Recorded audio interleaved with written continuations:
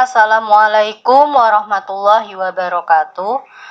Pada kesempatan kali ini saya akan menyampaikan materi tentang kehidupan masyarakat Indonesia pada masa praaksara. Praaksara terdiri dari dua kata, yaitu pra dan aksara.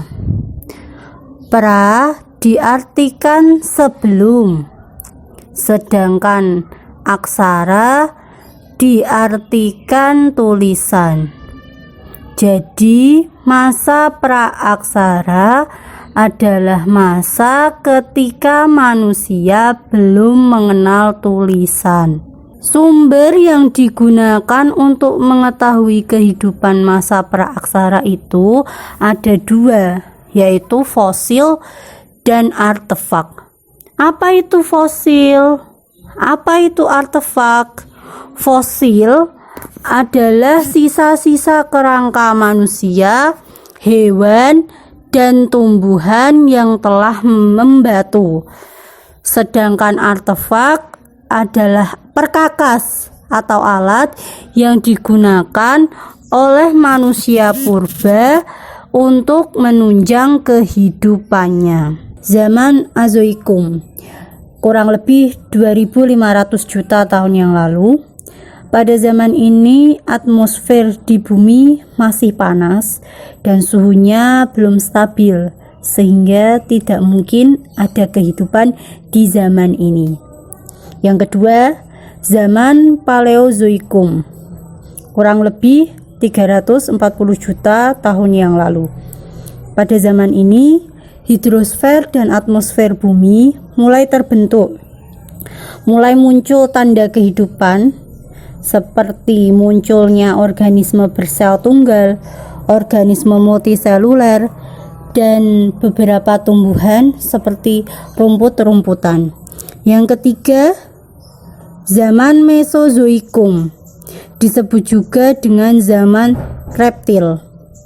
Mulai munculnya binatang besar seperti dinosaurus, burung, amfibi, dan ikan. Yang terakhir, zaman Neozoikum, dimulai kurang lebih 60 juta tahun yang lalu. Pada zaman ini, kehidupan dibagi menjadi dua periode, yaitu zaman tersier dan zaman kuarter. Pada zaman tersier, reptil besar seperti dinosaurus sudah mulai punah, diganti oleh hewan menyusui seperti mamut. Sedangkan pada zaman kuarter adalah zaman yang terpenting karena kehidupan manusia mulai ada. Terdiri atas dua masa, yaitu masa Pleistosen dan masa Holosen.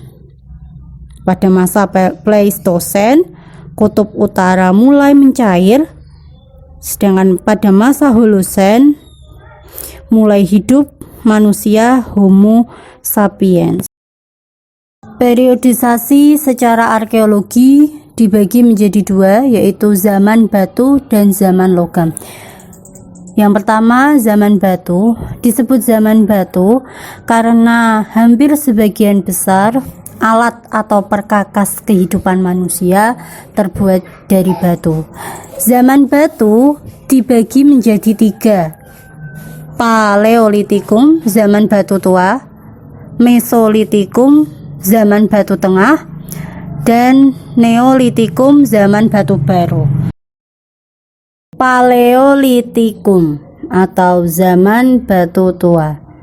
Peralatan yang digunakan terbuat dari batu yang masih kasar, seperti kapak genggam, kapak berimbas, kapak penetak, dan alat serpih. Ditemukan di Pacitan dan Ngandong. Mesolitikum, zaman batu tengah. Peralatan yang digunakan terbuat dari batu yang sebagian sudah dihaluskan, seperti kapak Sumatera, kapak pendek, dan batu pipisan atau alat penggiling. Yang terakhir, Neolitikum atau zaman batu baru. Peralatan yang digunakan sudah dihaluskan seperti kapak persegi dan kapak lonjong. Yang kedua, zaman logam. Zaman logam itu dibedakan menjadi 3, zaman tembaga, zaman perunggu, dan zaman besi. Pada zaman tembaga di Indonesia tidak mengalami, sedangkan pada zaman perunggu, kebudayaan atau peninggalan yang dihasilkan adalah nekara, moko, kapak perunggu. Sedangkan zaman besi, contoh peninggalannya seperti pisau, cangkul, dan kapak besi.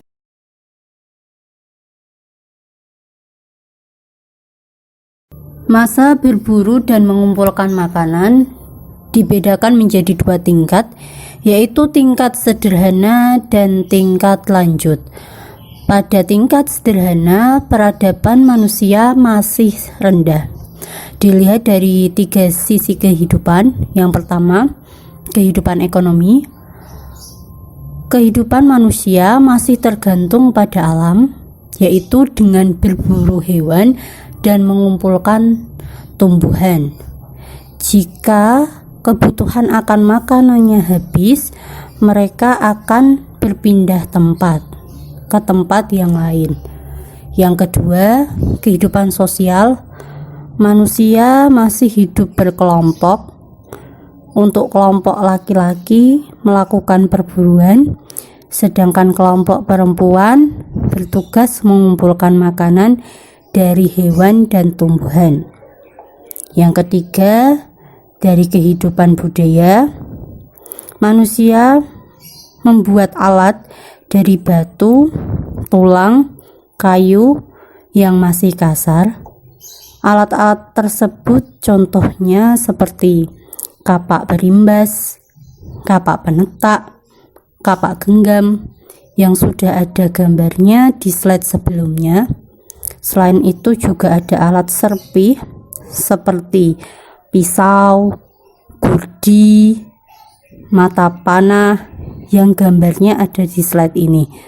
Selain itu, pada tingkat ini manusia belum mengenal seni. Masa berburu dan mengumpulkan makanan pada tingkat lanjut dari 3 sisi kehidupan. Yang pertama, kehidupan ekonomi. Manusia mulai mengenal bercocok tanam dengan sistem berladang. Manusia mulai berternak, yaitu memelihara dan mengembangbiakkan binatang. Dari kehidupan sosial, manusia mulai hidup menetap, tinggal di gua ataupun rumah panggung. Yang terakhir, dari kehidupan budaya. Yang pertama, manusia mulai mengenal seni dengan menggores pada dinding gua, mengenal kepercayaan dengan memuja roh leluhur, dan membuat perkakas yang lebih maju dari sebelumnya. Yang kedua, masa bercocok tanam. Pada masa ini, peradaban manusia sudah mulai tinggi. Dari sisi kehidupan ekonomi, manusia sudah mulai bercocok tanam dengan berbagai jenis tanaman, sudah mulai mengembangbiakan hewan ternak seperti ayam dan kerbau. Selain itu, manusia juga sudah mulai melakukan perdagangan dengan sistem barter atau tukar menukar barang dengan barang yang dilakukan pada hasil pertanian dan kerajinan. Selanjutnya, pada sisi kehidupan sosial, manusia sudah mulai hidup menetap dan membentuk perkampungan dengan dipimpin oleh kepala kampung. Untuk pekerjaan yang berat dilakukan oleh laki-laki. Pekerjaan berat ini seperti membangun rumah, membuat perahu, dan menyiapkan ladang. Sedangkan untuk pekerjaan ringan dilakukan oleh perempuan. Pekerjaan ringan seperti merawat rumah dan menyebar benih. Selanjutnya, kehidupan budaya. Pada masa ini manusia sudah mahir membuat perkakas. Perkakas atau alat yang dibuat itu sudah halus, seperti kapak persegi dan kapak lonjong yang ada pada slide ini. Manusia sudah mulai menganut kepercayaan, yaitu animisme dan dinamisme. Apa itu animisme? Animisme itu kepercayaan terhadap roh nenek moyang, sedangkan dinamisme kepercayaan bahwa benda-benda tertentu memiliki kekuatan gaib. Yang terakhir, pada masa ini sudah ada tradisi pendirian bangunan megalitik. Hasil kebudayaan megalitik antara lain yang pertama adalah gambar menhir. Menhir adalah batu tegak atau tugu batu yang berfungsi sebagai tempat pemujaan roh nenek moyang atau tempat untuk menambat hewan kurban, yang mana daerah persebarannya ada di Pugung Harjo Lampung, Leles Jawa Barat, Cisolok Jawa Barat, Pasemah Sumatera Selatan, dan Toraja. Yang kedua adalah gambar dolmen. Dolmen adalah bangunan meja batu yang digunakan sebagai tempat sesaji untuk memuja arwah roh leluhur, dan juga digunakan sebagai tempat duduk kepala suku dan raja. Persebarannya ada di NTT, Sumatera Utara, Pasemah Sumatera Selatan, Leles Jawa Barat, dan Jawa Timur. Yang ketiga, kubur peti batu adalah tempat untuk menyimpan mayat yang ditemukan di Sumatera Selatan. Yang keempat adalah gambar waruga.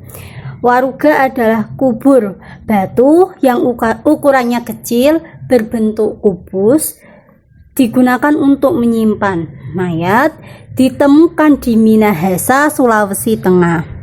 Yang kelima, punden berundak, bangunan yang semakin ke atas semakin kecil, digunakan sebagai tempat pemujaan roh nenek moyang, ditemukan di Banten, Cisolok, Pugung Harjo, Lampung.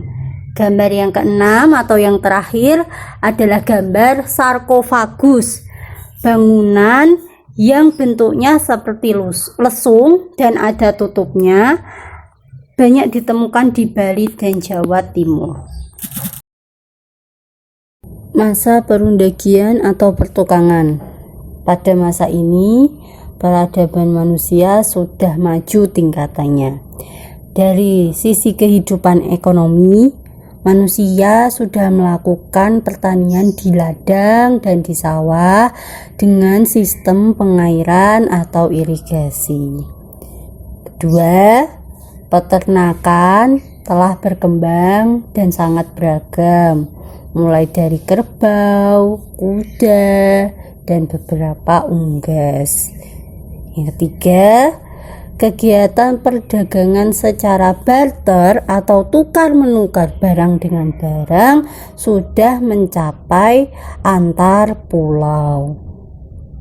Dari sisi kehidupan sosial, masyarakat itu telah hidup menetap di perkampungan yang teratur, yang tersusun dalam kelompok-kelompok yang beragam seperti kelompok petani, kelompok pedagang, dan kelompok pengrajin. Sedangkan dari kehidupan budaya, yang pertama, manusia itu telah membuat bangunan yang terbuat dari batu-batu besar. Dua, manusia telah membuat peralatan dan perkakas dengan mengecor dan mencetak logam. Alat-alat itu seperti yang ada pada gambar di slide ini. Yang pertama, nekara. Nekara itu tambur yang besar, genderang, perunggu dengan membran satu yang fungsinya untuk memanggil roh para leluhur untuk turun ke dunia memberikan berkat dan juga untuk memanggil hujan. Daerah persebarannya itu ada di Pejeng, Bali, Sumatera, NTT, Banten, Weleri, Jawa Tengah. Yang kedua, moko, tambur atau nekara yang berukuran kecil. Fungsinya sama dengan nekara, tapi juga bisa dijadikan mas kawin. Ditemukan di Alor. Yang ketiga, kapak perunggu. Kegunaannya sebagai alat pemotong kayu dan sebagai perlengkapan upacara. Daerah persebarannya banyak ditemukan di Sumatera, Jawa, Bali, Sulawesi Tengah, dan Papua. Selanjutnya, kapak candrasa, salah satu jenis kapak perunggu yang salah satu sisinya panjang. Fungsinya untuk memotong kayu dan sebagai perlengkapan upacara. Banyak ditemukan di Yogyakarta, Tuban Jawa Timur, Jawa Barat, dan Kepulauan Rote. Selanjutnya, bejana perunggu, tempat untuk wadah makanan yang banyak ditemukan di Medan dan Madura. Yang terakhir adalah gambar perhiasan dari perunggu seperti gelang, kalung, dan cincin.